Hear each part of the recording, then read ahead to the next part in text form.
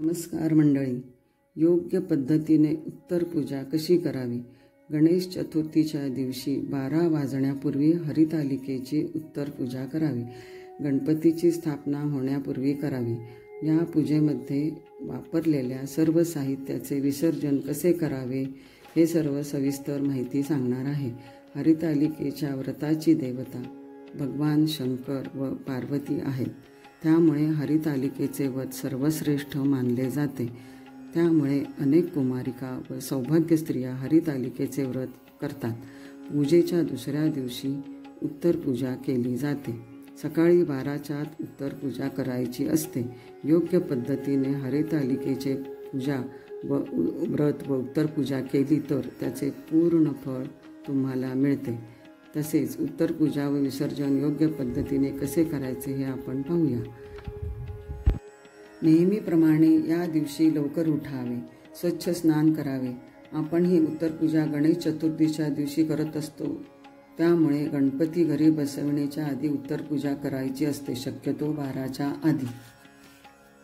स्नान केल्यानंतर आधी दिवा अगरबत्ती लावावी. वाळूचा महादेव बनविला असेल तर असतो तो सोडून हळदी कुंकू व्हावे, अगरबत्ती लावावी. पूजेवर सखी पार्वती, गणपती, नंदी या सन्मानवर हळदी कुंकू व्हावे. स्वतःला देखील हळदी कुंकू लावून घ्यावे. महादेवांना भस्म लावायचे आहे आणि एखादे बेलपत्र व्हावे.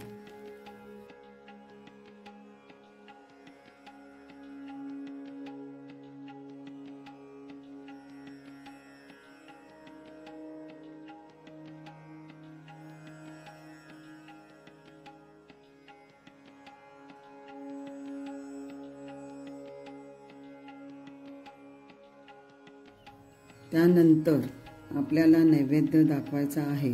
काही ठिकाणी साखर किंवा गूळ भात किंवा दही भात हा नैवेद्य दाखविला जातो. उपवास आपल्याला गणपती व हरितालिकेची आरती करावी. नंतर धूप दीप ओवाळून मनोभावे नमस्कार करावा. आपल्याकडून कळत न कळत काही चुका झाल्या क्षमा प्रार्थना करावी.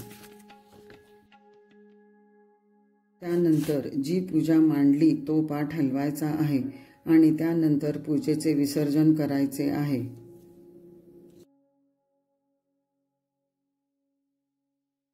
सर्वात आधी पूजेमध्ये आपण जी पाने, फुले, पत्री घेतलेली असतील तर ती एकत्र जमवायची आहे.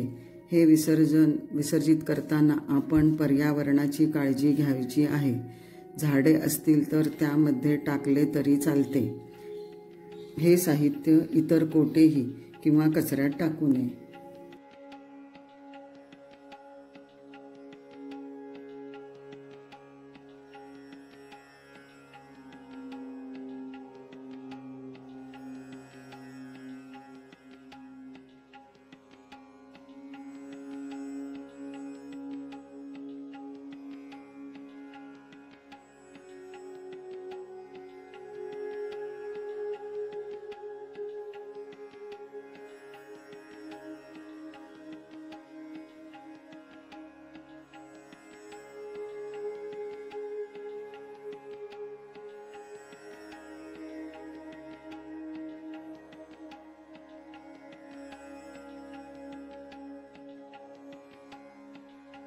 नंतर पार्वतीचे सौभाग्याचे वाण आपण वापरू शकता किंवा एका स्त्रीला दान करू शकता.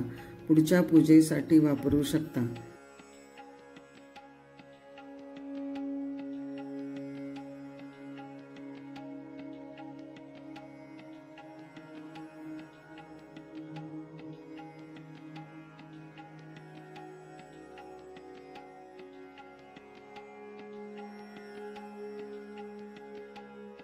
फळे प्रसाद म्हणून घरी खाऊ शकता.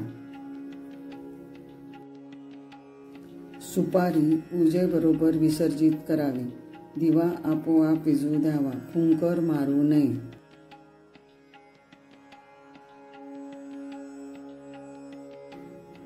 वाळूचा जो महादेव बनविला तो नदीच्या पाण्यात विसर्जित करावा.